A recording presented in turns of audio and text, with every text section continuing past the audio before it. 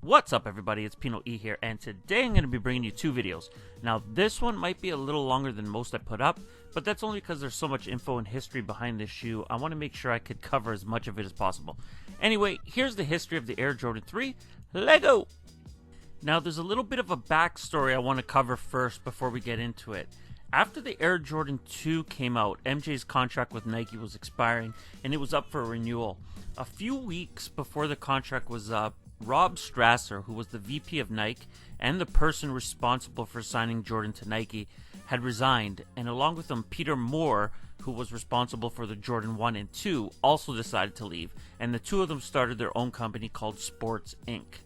Enter a rookie by the name of Tinker Hatfield. First things first, Tinker wasn't a shoe designer, he was an architect. He was a student at Oregon University and he ran track, and that's how he met Bill Bowerman, who gave him a job at Nike working on marketing materials. He later won a shoe design contest at Nike and he got the job as a designer. Now, before Peter Moore left Nike, he told Tinker he wanted him to design Jordan's third shoe. First thing he did was get on a plane to meet Michael Jordan for the first time and figure out what he wants in this model. So Tinker Hatfield meets with Michael Jordan, he listens to what he has to say, and he goes back to lab to put in work.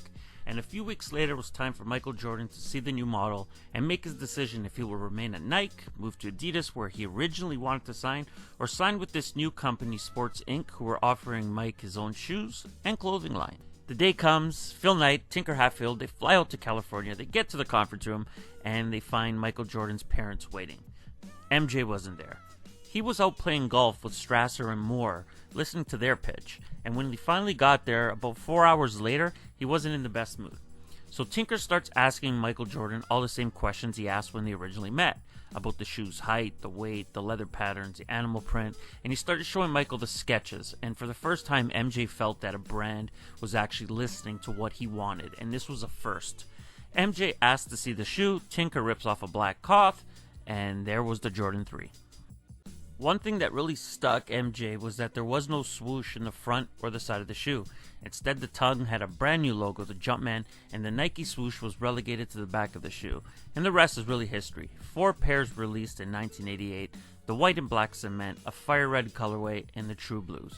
Along with being the first time the Jumpman appeared on a Jordan, this was also the first time a Jordan had a visible airbag and cement print. Also, retail was $100. Okay, so like I mentioned in my last video, in 1994 Jordan retired and Nike first retroed the white and black cements with a retail price of $105. The release came with a special box and oversized retro card, and as hard as it is to believe it, these actually sat and they eventually hit discount. Prices are now going for about $500. 7 years later, in 2001, Nike decided to start retroing the Air Jordan 3, and they bring us 2 OG colorways in the black cement and true blue, but bring us the first new colorway, which was the Mocha 3. In 2001, the price actually dropped $5 and retail was back to $100. Interesting fact, the black cement 3 is one of the most counterfeited Jordans. Okay, so 2003 is where the Nike fuckery started. We got another pair of white cement 3s, but for this release, Nike removed the Nike Air on the heel and they replaced it with the Jumpman, and nobody was happy about that. 2007 saw Nike release 7 pairs of 3s, including 6 new colorways. A couple of them have turned into classics in their own right, like the backflips, the Pure Moneys, the Black Cat 3s. Oh, and that fuckery continued on. Retail price got a $50 jump, and they were now retailing for $150. So over the next few years until our current date, Nike has released the 3 in a bunch of new colorways. Some people have loved them, other people have hated them, but it wasn't until 2013 that we would get a release with the Nike Air back on the heel of the shoe. One other interesting item is that the Dornbecker 3s were the first pair of Dornbeckers to re-release. The first pair originally released back in 2010, with the retro releasing in 2013. As we look at all these other different colorways, there really is no arguing that this is one of the most popular and iconic Jordan models ever, and it's my personal favorite.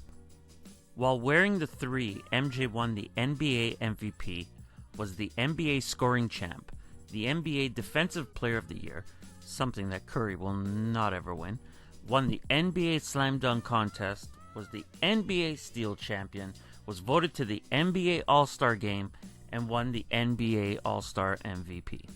And here's a couple more facts about the Air Jordan 3. It was the first mid-sized basketball shoe that Michael Jordan specifically asked for. He was looking for a hybrid that wouldn't restrict movement like the highs would, but would provide more support than a low. Also, if you're wondering why the leather on the 3 looks almost wrinkled, it's because it is. The leather is made in a way that places those wrinkles on it, but it's not just aesthetics for Nike. Tinker specifically chose that leather to make the shoe lighter, since the process decreases the leather's weight, and that was something that Michael was specifically looking for. And lastly, I'm looking forward to the True Blue 3s this Black Friday. When we started the video, retail was $100, and by the end of it, we hit $220 for an OG colorway. So I really hope I was able to teach you something new today that you didn't already know. If you already knew it all, that's cool too. But that's the end of today's video. So if you liked this video, and I hope you did, hit that like button. If you're new around here, please subscribe, join the squad. If you have something to say, leave it in the comments below. And I'm out!